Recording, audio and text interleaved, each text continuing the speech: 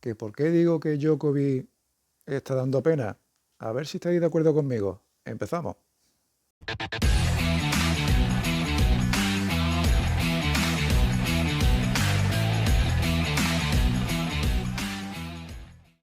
Quizá es un poco fuerte decir que Djokovic está dando pena cuando bueno, a todos los que nos gusta el tenis, pues nos gusta ver siempre a Djokovic y, bueno, ojalá no se retire nunca como lo hubiera pasado a Nadal y a Federer, pero bueno, son etapas y son épocas que pasan y a todo el mundo al final le llega ese tiempo, ¿no? de retirada. Así que bueno, quizás eso, decirle un poco que, que da pena es en cuanto a su nivel, ¿no? A lo que ha demostrado durante toda su carrera y verla ahora, pues en pista, que sí, bueno, yo he dicho en algunas otras ocasiones que se le ve un poco lento, bueno, pero no tiene ninguna merma física, que sepamos, ¿no? Se ha recuperado bien de la rodilla, en fin, que tampoco era una lesión importante y, y bueno, no tiene lo que ha tenido otros que de artritis en la rodilla o que se ha roto el psoas y en fin. Y cuando han vuelto a jugar al tenis, pues se le ha notado que no pueden, ¿no? Y bueno, pues sí, nos ha dado lástima ver a Roger los últimos partidos, perdiendo con gente que era inferior a él y bueno, pero se veía que no se movía bien y con Rafa ha pasado lo mismo, ¿no? Entonces, bueno, ahí si te pones a pensar y dices, bueno, ¿para qué seguir, no? Seguir sufriendo, tal, castigando el cuerpo. En este caso, Djokovic, pues no se le ve ninguna merma física, está todo bien, se mueve bien, más lento, pero se mueve bien. Y no sé, yo creo que el tema de poner ahí a Murray ha sido un poco más fuego artificial que otra cosa, para darle un poco de encontrar un estímulo a lo que le quede de vida tenística. Pero Djokovic, yo creo que desde que Nadal ya sabía 100% que se retiraba, Djokovic hasta el año 2023, mm, yo creo que ha seguido ahí motivado. Sobre todo le quedaba ahí como objetivo los Juegos Olímpicos y estaba a tope con ello. No hizo mal año, no ganó ningún título ATP, pero llegó a finales, sobre todo también la de Wimbledon y tal. Pero bueno, logró su objetivo que eran los Juegos Olímpicos. Y bueno, también dije en anteriores vídeos que si yo hubiera sido él, pues hubiera acabado por todo lo alto, como a él le hubiera gustado, creo yo, como es la personalidad de Djokovic, dice, venga, que me he pasado el juego, ya no me queda nada por ganar, venga, ahí os quedáis, de número uno y de ganarlo todo, venga, hasta luego.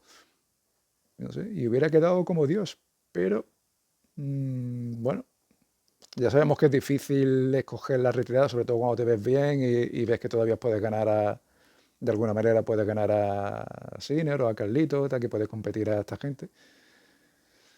Pero es que desde Australia, Djokovic es como si hubiera perdido el alma. O sea, ha perdido el alma, ha perdido la intensidad. No se la ve como de ganado, que pierde los puntos y le da igual. No se pierde partidos contra el de hoy, como Arnaldi, por ejemplo. Le da igual. Hace 2 años, hasta 2023, si hiciera los partidos que está haciendo esta temporada, es que hubiera roto 1000 raquetas. Hubiera roto 1000 raquetas. Y es que,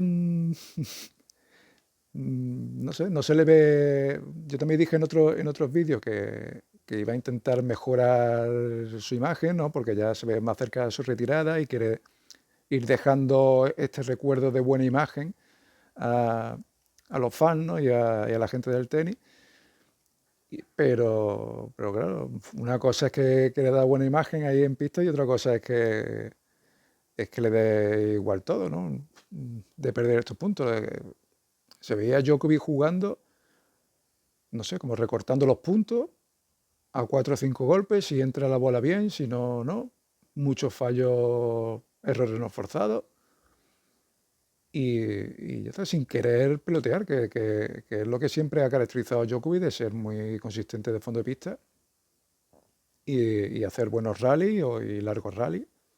Bueno, tiene 38 y sí, tiene que recortar puntos, pero bueno, no tan heavy, ¿no?